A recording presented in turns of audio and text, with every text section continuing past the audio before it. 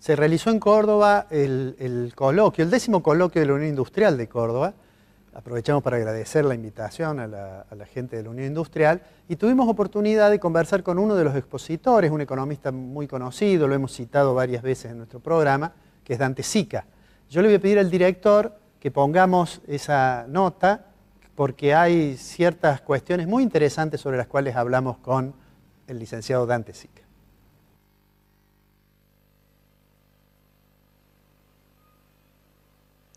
Hola amigos, como ustedes saben, hace algunos programas, en Al fin y al cabo, con Ricardo Fonseca, hicimos un comentario sobre un trabajo muy interesante que recogía la experiencia macroeconómica argentina de las últimas décadas. En aquella oportunidad mencionamos uno de sus autores, un economista muy conocido, que hoy está convocado para hablar en el coloquio industrial, el 10º coloquio de la Unión Industrial de Córdoba. Ese economista, además de nuestro respeto intelectual, sentimos por él el afecto personal, es un amigo, de manera tal que vamos hoy a conversar algunos minutos con él.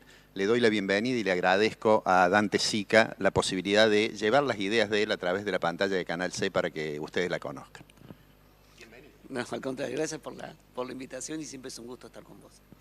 Dante, hace algunos programas mencionamos, porque nos resultó muy interesante aquel trabajo sobre la economía argentina en las últimas décadas. De alguna manera uno le podía poner como subtítulo las deudas de la democracia con la economía, ¿no? Porque analizaba la performance macroeconómica de Argentina de las últimas décadas. Si yo te pidiera que muy sintéticamente me dijeras las 3 o 4 cuestiones centrales que surgen nítidamente del análisis de la información que hicieron ustedes. Sí, claramente es un trabajo que hicimos con Jorge Remes. Un poco la idea era mostrar qué había pasado en estos, por lo menos 33 años de la democracia, en la cual la sociedad argentina quizás logró muchos consensos en materia de gobiernos democráticos, derechos humanos, pero claramente la clase política no se puso de acuerdo en materia económica. Hemos sido un laboratorio de experiencia fallida y si vos mirás y recorrés, hicimos todo, precio fijo, precio regulado, convertibilidad, digo, la verdad que las hicimos todas. Y claramente eso ha tenido impacto. Hemos generado un modelo de economía cerrada, con bajo nivel de inversión, con lo cual hemos tenido muy poco nivel de productividad, con baja creación de empleo privado. En décadas siempre asoma el sector público como uno de los principales generadores de empleo y claramente con una muy baja inserción a nivel internacional, que el corolario ha sido bajo nivel de inversión, bajo nivel de productividad, bajo nivel de creación de empleo privado y eso ha repercutido básicamente en los niveles de pobreza. Argentina, cuando nos comparamos con todos los países de América Latina, en todos los países en el mismo periodo, la pobreza disminuyó o dejó de ser un problema, mientras que en Argentina aumentó más de 20 puntos. Entonces, claramente, los partidos políticos que han sido los responsables en estos 33 años de haber llevado adelante las riendas económicas del país no han logrado formar un consenso con respecto a que la inflación es mala, que hay que tener prudencia en el manejo fiscal y que hay que privilegiar el crecimiento de las inversiones para darle mayor bienestar a la población. ¿Algunas de esas cosas formaron parte, digamos, de los planteos de quienes hoy gobiernan la Argentina? ¿Cuál es la percepción que tenés a partir de, ha habido como un cambio de régimen económico a partir de diciembre de 2015?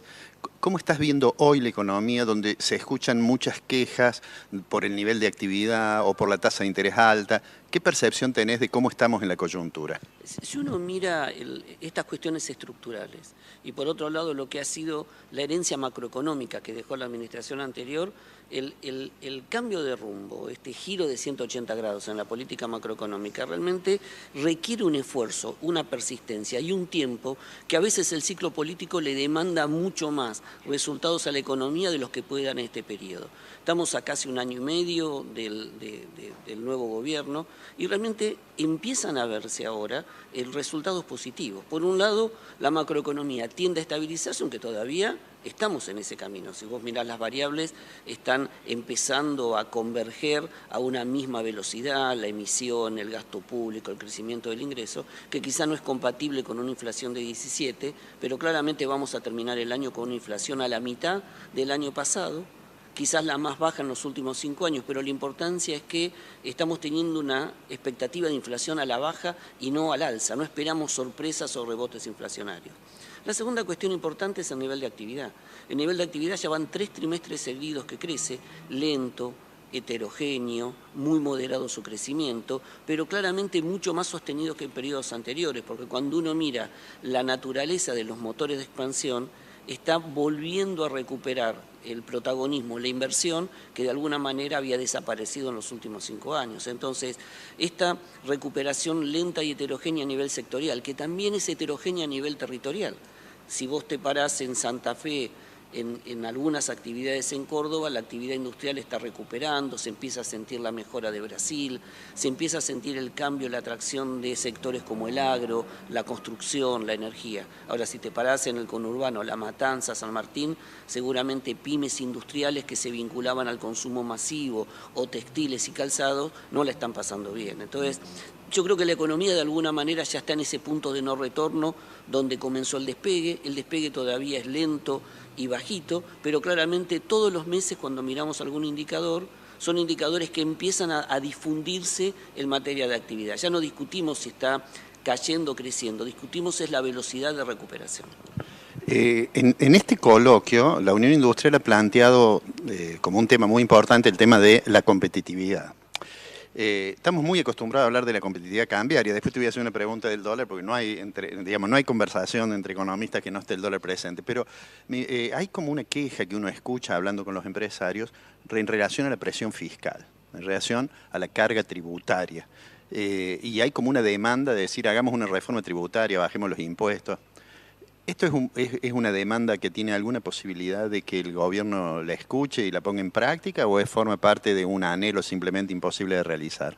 Yo creo que es parte de la agenda del gobierno y no solo impuesta por el sector privado, sino creo que el gobierno también sabe que en este cambio de régimen económico la competitividad va a ser clave y que no vamos a tener, mientras el déficit fiscal no baje, mientras la presión del sector público no mejore su eficiencia, no baje su tamaño, va a ser difícil mejorar la competitividad vía tipo de cambio. Por eso la discusión de la competitividad estructural es lo importante. El tema de la reforma fiscal es un tema que hoy ya por suerte está en agenda, es un tema que discuten los gobernadores, se creó una comisión básicamente en la legislatura. Yo no creo que vayamos a una reforma de una vez. O sea, una reforma que baje fuertemente la presión fiscal, porque la presión no puede fiscal si el déficit fiscal no baja. Ahora sí creo que se puede avanzar mucho en empezar a recorrer un camino de desarmar las ineficiencias, las inequidades que ha generado este sistema fiscal en materia de impuestos distorsivos, discutir con las provincias el peso de ingresos brutos y la posibilidad de una eliminación o un reemplazo paulatino, porque tampoco hay que desfinanciar las provincias, eliminar distorsiones que tiene el sistema impositivo nacional, impuesto al cheque, verlo si se puede cancelar contra otros impuestos, discutir las cuestiones que hacen a los costos laborales. Creo que son temas importantes que hay que empezar a poner en caja, pero esto hay que hacerlo en un programa también en los próximos 4 o 5 años, porque no podemos arriesgar a desfinanciar el Estado nacional y provincial, pero tampoco podemos dejar de dar señales a futuro para el sector privado, porque si no las inversiones van a empezar a mirar mucho más Brasil, que está avanzando mucho más rápidamente en las reformas. Diego, la última pregunta, obviamente, ¿te causó algún temor la volatilidad en el mercado cambiario? ¿Cómo ves el tema? Finalmente el central intervino, aunque inicialmente parecía que no lo iba a hacer, pero debía haber algún precio al cual entraba, obviamente. Pero, ¿qué sensación te dio cuando empezaste a ver en los diarios una especie de noticia que hemos visto muchas veces de que el mercado cambiario estaba complicado? Sí, el problema es el déjà vu, ¿no? Sí, que nos agarra cuando empieza a aparecer en los diarios el dólar. Nunca en años electorales es bueno que el dólar esté en los diarios. Si uno mira estructuralmente el mercado cambiario de la economía, no cambió nada de hace un mes y medio ahora. ¿No? Claramente tenemos mayor volatilidad por lo que es lo que fue, si querés, desde la denuncia de Temer en Brasil hasta el inicio de la campaña electoral, ha habido fenómenos externos que han generado esta volatilidad, que vino bien para acomodar un poquito el tipo de cambio, que hace un mes y medio estábamos desesperados cuando estaba a 15-20 a ver cómo llegaba a 18. No vemos una corrida que está disparando el tipo de cambio. Te insisto, el mercado está sobreofertado en términos de lo que es la entrada para carry trade, financiamiento de las provincias, nación, las empresas, las exportaciones.